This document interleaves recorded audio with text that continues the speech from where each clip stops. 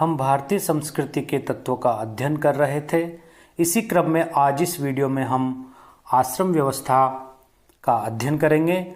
भारतीय संस्कृति में ऋषियों द्वारा व्यक्ति के जीवन को सुखी, प्रसन्न व व्यवस्थित बनाने के उद्देश्य से आश्रम व्यवस्था का विधान किया गया था। मनुष्य की पूर्ण आयु वेदों में 100 वर्ष मानी गई है और इस 100 वर्ष की आयु को भारतीय ऋषियों ने 4 भागों में विभाजित करते हुए 4 आश्रमों की व्यवस्था की है। ब्रह्मचर्य आश्रम, गृहस्थ आश्रम, वानप्रस्थ आश्रम और संन्यास आश्रम। आश्रम व्यवस्था का विस्तार से विवेचन करते हैं। आश्रम व्यवस्था। आश्रम व्यवस्था भी वर्ण व्यवस्था की तरह भारतीय संस्कृति की प्रमुख देन रही है। भारतीय समाज में व्यक्ति का मुख्य लक्ष्य अपने कर्तव्य कर्म करते हुए मोक्ष प्राप्त करना रहा है। मनुष्य आदर्श जीवन जीते हुए चतुर्वर्ग अर्थात धर्म, अर्थ, काम और मोक्ष इनको प्राप्त कर सके तथा जीवन के जंजाल में फंसने से बच सके, इसके लिए वेद आदि शास्त्रों में मनुष्य की आयु 100 वर्ष निश्चित की गई है। अथर्ववेद में कहा गया है, पश्येम शरदः शतम, अर्थात हम 100 शरद ऋतुओं तक देखें, यानी 100 वर्षों तक हमारी आंखों की ज्योति बनी रहे। जीवेम शरदः शतम, 100 वर्षों तक हम जीवित रहें।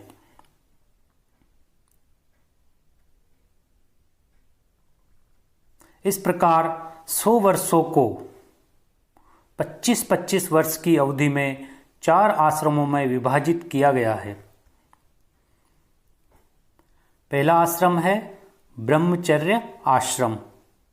यह 25 वर्ष तक होता है। यह आश्रम अध्ययन व ज्ञान प्राप्त करने की अवस्था मानी जाती है, क्योंकि अध्ययन और ज्ञान प्राप्ति के लिए जीवन के प्रथम 25 वर्ष का समय सबसे उत्तम होता है। इस आयु में मनुष्य के स्वभाव, व्यक्तित्व तथा गुणों में अपूर्व लचीलापन, सीखने का अभूतपूर्व उत्साह, जोश तथा स्फूर्ति होती है। ये सब गुण उसके अध्ययन व विद्यार्जन की प्रक्रिया में अत्यधिक सहायक होते हैं। इस प्रकार जीवन के प्रारंभिक 25 वर्षों तक बल, वीर्य, ज्ञान आदि का यथोचित अर्जन करते हुए ब्रह्मचर्य आश्रम में व्यक्ति अपने को शारीरिक व मानसिक रूप से गृहस्थ में प्रवेश करने के योग्य बनाने का प्रयास करता है। अगला आश्रम है गृहस्थ आश्रम। यह 26 से 50 वर्ष तक होता है। इस आश्रम में मनुष्य 26 से 50 वर्ष तक काम वासना के संतुष्ट होने के साथ साथ अपनी संतान का लालन पालन तथा अन्य पारिवारिक कर्तव्यों को करता था। तीसरा आश्रम है वानप्रस्थ आश्रम। यह आश्रम 51वें वर्ष से 75वें वर्ष तक होता था, अर्थात 51 से 75 वर्ष तक की आयु मनुष्य वनों में स्थित आश्रमों में व्यतीत करता था। यही वानप्रस्थ आश्रम था। जीवन के गूढ़तम रहस्यों को समझने का प्रयत्न तथा मोक्ष प्राप्ति के उपायों पर विचार इसी वानप्रस्थ आश्रम में होता था। अंतिम आश्रम है संन्यास आश्रम, जिसकी सीमा है 76वें वर्ष से 100 वर्ष तक। 75 वर्ष पूर्ण करने के पश्चात मनुष्य संन्यास ग्रहण करके भौतिक संसार से पूर्णतया अपना मुख मोड़ लेता था। इस प्रकार ये 4 आश्रम हमने देखे। भारतीय चिंतकों ने इन्हें अर्थात इन 4 आश्रमों को क्रमशः ज्ञान प्राप्ति अर्थात जो ब्रह्मचर्य आश्रम है वह ज्ञान प्राप्ति का निमित्त है, जो ब्रह्मचर्य आश्रम है वह ज्ञान प्राप्ति का निमित्त है, जो गृहस्थ आश्रम है वह सांसारिक जीवन का उपभोग करने का निमित्त है, और जो तीसरा वानप्रस्थ आश्रम है वह संसार का परित्याग कर ईश्वर की आराधना करने का निमित्त है, और जो चतुर्थ आश्रम संन्यास आश्रम है वह मोक्ष प्राप्ति के लिए तपस्या की ओर प्रवृत्ति का निमित्त है। आश्रम व्यवस्था के संदर्भ में डॉक्टर वाचस्पति गैरोला का कथन है कि भारत के जीवन दृष्टा मनीषियों ने चारों आश्रमों की व्यवस्था एक विशेष उद्देश्य से की थी। इस पृथ्वी पर जिन्होंने मनुष्य जीवन प्राप्त किया है वे जन्म से ही भोग विषयों की ओर आकर्षित होते हैं।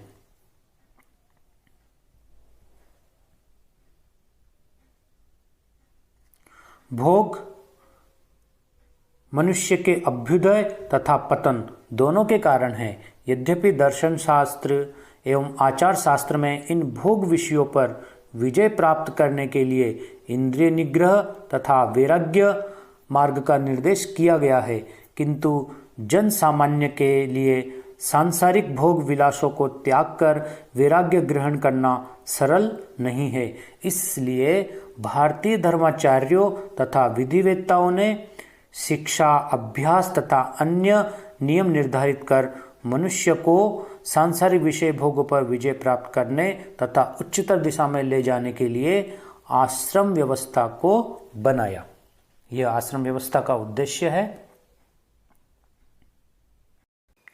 इन चारों आश्रमों की 25-25 वर्ष की अवधि एक सामान्य या सैद्धांतिक सीमा या नियम था। व्यक्तिगत आवश्यकता के अनुसार यह अवधि कम ज़्यादा भी हो सकती थी और होती भी थी। अब हम चारों आश्रमों के बारे में विस्तार से देखते हैं। पहला आश्रम है ब्रह्मचर्य आश्रम, जो 25 वर्ष तक होता है। आश्रम व्यवस्था का आरंभ ब्रह्मचर्य आश्रम से होता है। उपनयन संस्कार। उपनयन में उप का अर्थ है समीप तथा नयन का अर्थ है ले जाना, अर्थात ब्रह्मचारी को गुरु के पास ले जाना।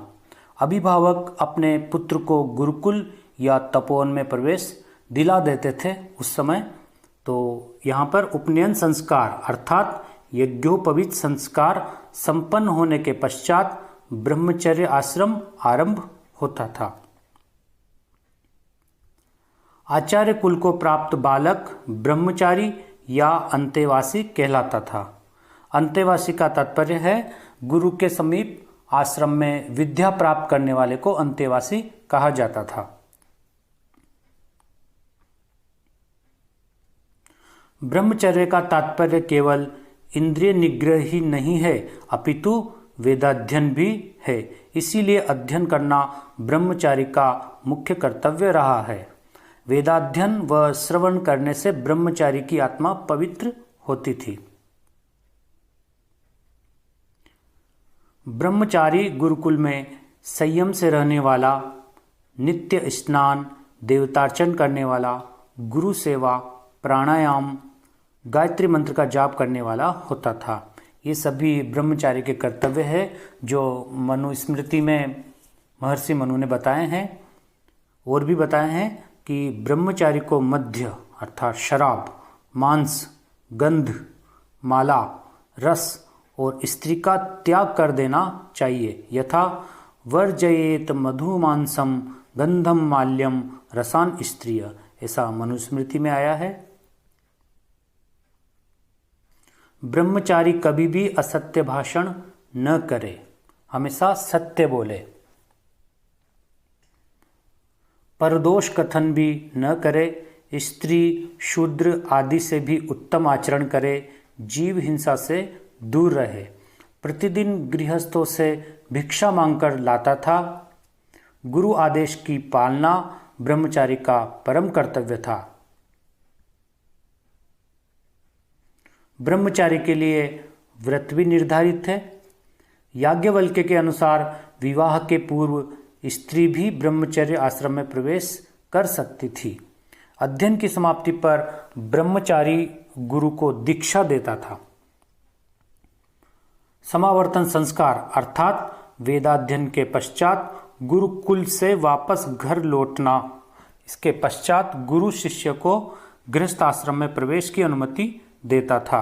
अर्थात जब उस ब्रह्मचारी का अध्ययन समाप्त हो जाता था, वो दीक्षा देता था गुरु को, तो उसका एक संस्कार वहाँ पर आयोजित होता था जिसका नाम था समावर्तन संस्कार। तो उस समावर्तन संस्कार के पश्चात गुरु उस शिष्य को गृहस्थ आश्रम में प्रवेश करने की अनुमति देता था। अगला आश्रम है हमारा गृहस्थ आश्रम।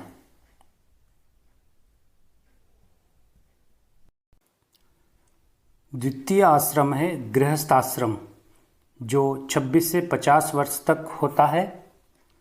समावर्तन संस्कार अर्थात शिक्षा समाप्ति समारोह, इसके पश्चात ब्रह्मचारी विवाह संस्कार करके गृहस्थ आश्रम में प्रवेश करता था। अन्य तीनों आश्रम गृहस्थ आश्रम पर ही आश्रित रहते थे, अतः इसका बहुत महत्व था। गृहस्थ को पंचमहायज्ञ करना आवश्यक था। पंचमहायज्ञ कौन कौन से थे? ब्रह्मयज्ञ, पितृयज्ञ, देवयज्ञ, भूतयज्ञ और नृयज्ञ, ये पंचमहायज्ञ थे। तो ये गृहस्थी को करना आवश्यक था। उसके लिए धर्म, अर्थ, काम, इन त्रिवर्गों का सेवन भी आवश्यक था। त्रिवर्ग शास्त्रों में कहा गया है कि गृहस्थाश्रम में ही त्रिवर्ग की प्राप्ति होती है। और जो ये पंचमहायज्ञ का विधान गृहस्थ के लिए किया गया है, यह इसलिए आवश्यक था ताकि गृहस्थ सत्कर्मों में प्रवृत्त रहे और सबके प्रति अपना उचित कर्तव्य कर सके।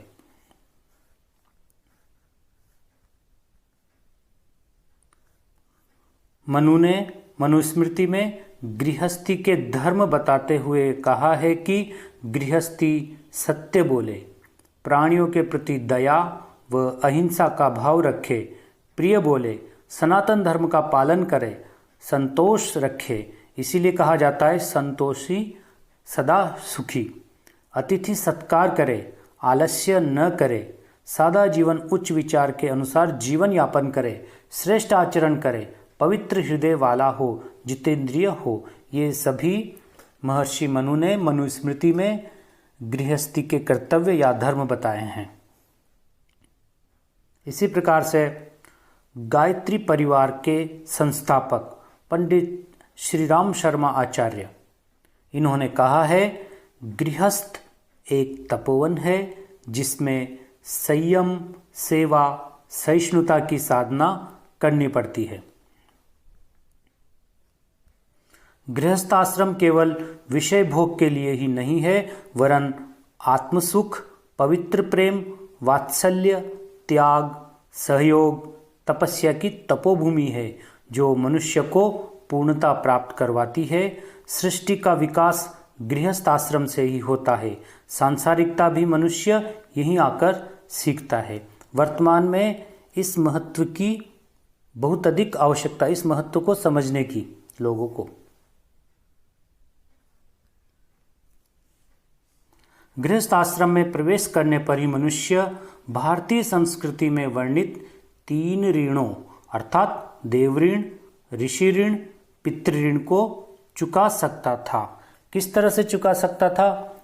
तो मनुष्य पैदा होते ही देवताओं, ऋषियों और पितरों, यहाँ पर देखिए, जब मनुष्य पैदा होता था तो वह देवताओं, ऋषियों और पितरों, इनका ऋणी हो जाता है।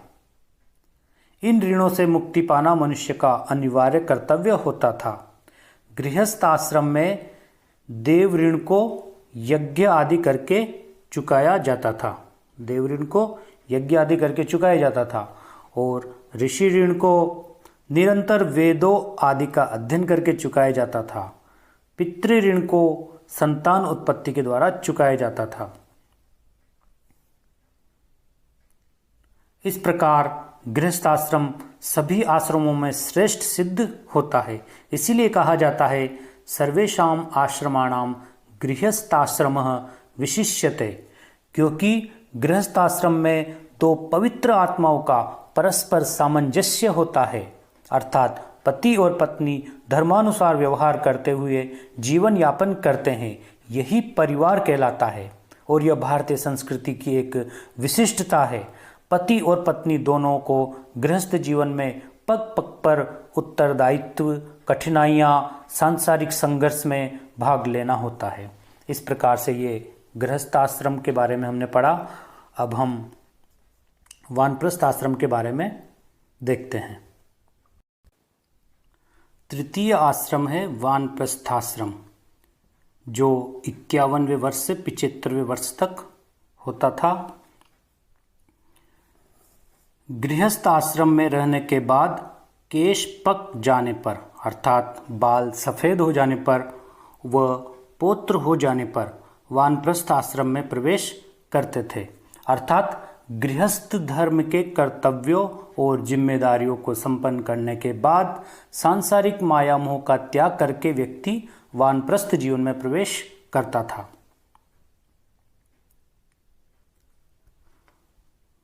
वन में प्रस्थान की घटना के आधार पर इसे वानप्रस्थ आश्रम कहते हैं। वानप्रस्थी सपत्नीक तथा अपत्नीक, पत्नी के साथ तथा पत्नी के बिना, दोनों रूपों में वानप्रस्थ आश्रम में प्रवेश कर सकता था। अर्थात वन में पति के साथ जाने की इच्छा रखने वाली पत्नी को साथ में लेकर तथा वन में जाने की इच्छा न रखने वाली पत्नी को पुत्रों के उत्तरदायित्व में सौंपकर व्यक्ति वानप्रस्थ आश्रम में प्रवेश करता था। घर परिवार की संपूर्ण जिम्मेदारी पुत्रों पर होती थी। वानप्रस्थी आश्रम में रहता हुआ मृग चर्म या वल्कल वस्त्र धारण करता था, ग्राम में प्रवेश वर्जित था, कंदमूल फल खाता था, अर्थात उसका बहुत ही कठिन जीवन था। वानप्रस्थी के लिए सांसारिकता और भौतिकता का पूर्ण रूप से त्याग आवश्यक था। संयमित और कठोर जीवन जीना उसके लिए आवश्यक था। इस तरह के आचरण से ही मोक्ष की ओर उन्मुखता होती थी, इसीलिए इस प्रकार का ये कठोर जीवन उसका था।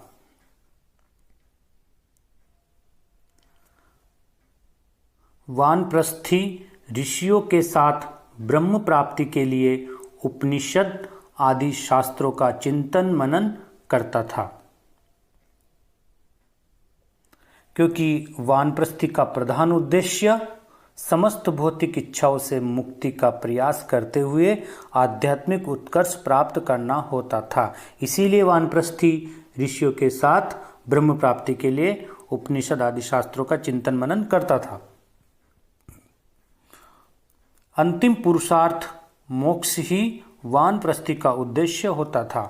तब ही उसका सबसे बड़ा कर्तव्य था उसे स्वाध्याय करने वाला, दानशील, सब प्राणियों का हित करने वाला, योगाभ्यास करने वाला, सांसारिकता का त्याग करने वाला होना चाहिए था। इस प्रकार से यहाँ पर वानप्रस्थी के कुछ कर्तव्य या धर्म भी बताए गए हैं।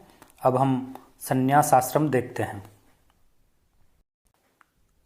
संन्यास आश्रम 76वें वर्ष से 100 वर्ष तक होता था। जीवन का अंतिम भाग 76 वर्ष से 100 वर्ष तक संन्यास आश्रम माना गया है। संन्यास का अर्थ पूर्ण त्याग से है। मानव पिछले 3 आश्रमों में देवऋण, पितृऋण, ऋषि ऋण को चुकाकर अंतिम संन्यास आश्रम में मुक्त काम हो जाता था। संन्यास आश्रम का मूल उद्देश्य मोक्ष प्राप्ति था। मोक्ष के लिए अत्यंत साधना और तपस्या करनी पड़ती थी, इसीलिए सन्यासी के लिए तप, स्वाध्याय व ईश्वर प्रणिधान अत्यावश्यक था, जिसका कि योग सूत्र में महर्षि पतंजलि ने निर्देश किया है।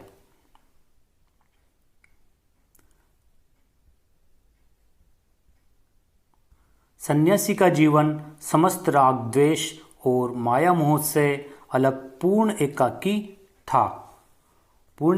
था। महाभारत के अनुसार सन्यासी को धन, पत्नी, संतान के प्रति अनासक्त रहना होता था, क्योंकि सांसारिक वस्तुओं से अनासक्त होने पर ही उसे आत्मज्ञान की प्राप्ति हो सकती थी। इसीलिए सन्यासी का जीवन पूर्ण एकाकी होता था। उसे अपनी इच्छा, इंद्रिय, आचरण आदि पर नियंत्रण रखना अनिवार्य था। वह अहिंसक, क्रोधहीन, सत्यनिष्ठ, क्षमाशील होता था। सबके हित की बात सोचना ही प्रथम कर्तव्य था सन्यासी का। इस प्रकार सन्यासी के लिए सर्व कर्म परित्याग आवश्यक था। केवल वेद मार्ग का अनुसरण आवश्यक था। अर्थात सन्यासी एकमात्र ब्रह्म या परमात्मा में ध्यान लगाता हुआ वेदानुकूल कर्म करता था। सन्यासी जटा धारण करता था, भिक्षा हेतु ग्राम का आश्रय और कमंडलू धारण करता था। भ्रमणशीलता भिक्षु का प्रधान गुण था। एक ग्राम में 1 रात्रि तथा नगर में 5 रात्रि से अधिक नहीं रह सकता था। ऐसा सन्यासी के लिए इसलिए था ताकि वह फिर से सांसारिक प्रपंच में न फंसे। आत्मज्ञान एवं वेदाभ्यास, ये दोनों सन्यासी के मुख्य कर्तव्य थे। अर्थात आत्मज्ञान से युक्त रहना और वेदों का अभ्यास करना। वह ध्यान योग के द्वारा आत्म साक्षात्कार के लिए प्रयत्न करता था। उसे सर्वदा एकाकी रहना होता था तथा आध्यात्मिक चिंतन करता था। सन्यासी का समाज में अत्यधिक आदर और सम्मान था। वह जन साधारण के लिए पूज्यनीय और प्रतिष्ठित था। महर्षि पतंजलि ने सन्यासी को क्रोश सतिक की संज्ञा दी है। अर्थात सन्यासी का 100 कोस दूर से भी अभिनंदन करना चाहिए। निष्कर्ष, आश्रम व्यवस्था का महत्व या उपयोगिता। आश्रम व्यवस्था का महत्व या उपयोगिता बताते हुए आचार्य उमेश शास्त्री ने कहा है कि भारतीय संस्कृति में आश्रम व्यवस्था ने मानव जीवन को व्यवस्थित क्रम दिया है तथा जीवन के मुख्य लक्ष्य मोक्ष की ओर प्रेरित किया है। ऐसा कोई दूसरा उदाहरण विश्व संस्कृति में दुर्लभ है। मानव को संयमित, अनुशासित, ज्ञानवान, पवित्र, कर्तव्य के प्रति संकल्पशील बनाने के लिए आश्रम व्यवस्था आदर्श उदाहरण है।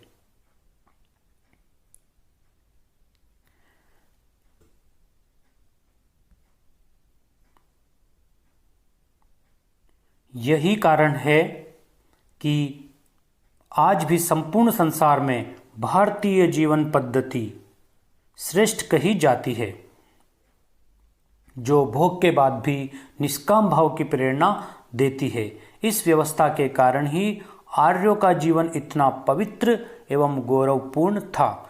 ऋषियों ने समाज सुधार के लिए सर्वप्रथम मनुष्य के व्यक्तिगत जीवन को सुधारना अधिक उचित समझा था। इसी के फलस्वरूप आश्रम व्यवस्था का जन्म हुआ था। आश्रम व्यवस्था का प्रमुख उद्देश्य जीवन को एक व्यवस्थित ढंग से निर्देशित व संचालित करना था, ताकि मनुष्य जीवन के परम लक्ष्य मोक्ष या उस परमात्म तत्व को प्राप्त कर सके। और हमारा ये आश्रम व्यवस्था का टॉपिक यहीं पे समाप्त होता है।